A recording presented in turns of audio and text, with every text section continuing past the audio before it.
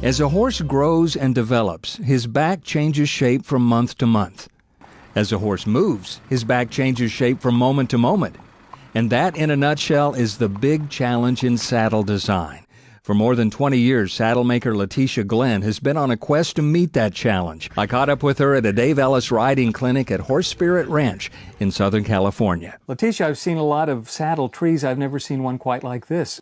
The original trees from days of old were wood covered with rawhide, and then wood covered with fiberglass, like these two segments of this tree were very popular. And we still make some of those in certain saddles. For instance, if a heavy-duty roper is going to be roping big animals and dragging them to the fire all day, he doesn't need flex of any sort. Oh, this flexes. This flexes. This compound itself was quite the investment. What was so hard about making that? It has to be injection molded. It has to hold properties that don't deteriorate. It can't be too flexible so that when the horse's body heat warms it, it caves in the center. You need the weight distribution factor.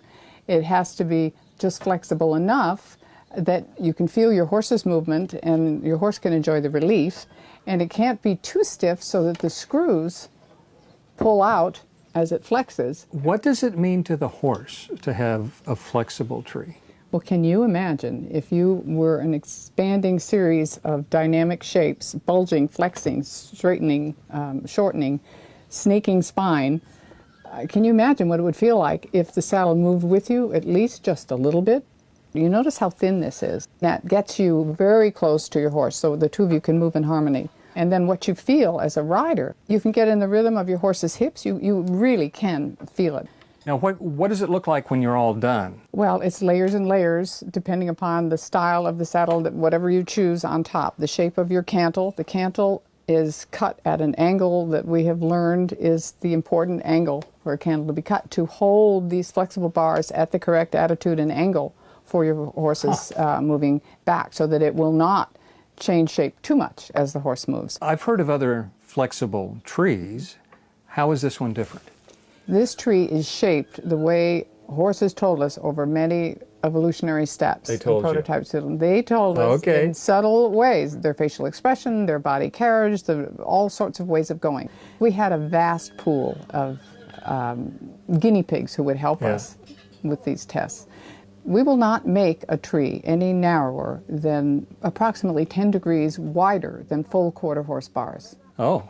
And that sounds big. That sounds big. Our super wide is more like 20 degrees wider than full quarter horse bars. Now that's not just a matter of simply flaring them or setting them apart wider. This is the bar region. There are a lot of subtle angles and attitudes that we learned help the horse function better mechanically. It seems like you'd be kind of flopping all around. I know, it does. Too loose or something, but that's not the case. You're absolutely right.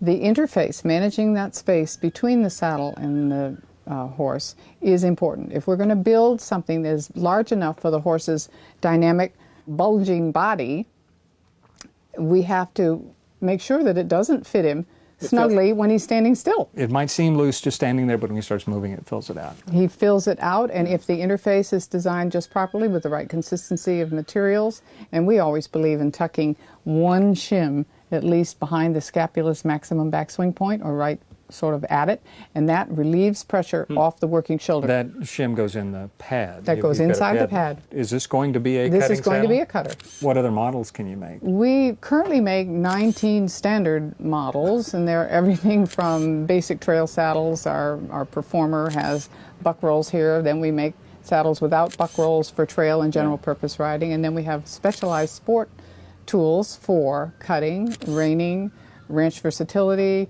Why did you go to all this trouble? We went to all of this trouble because years ago we heard the concepts that if horses and riders each had habits and skills that enabled them to communicate well and partner together effectively, both sides would be happy and have a good time.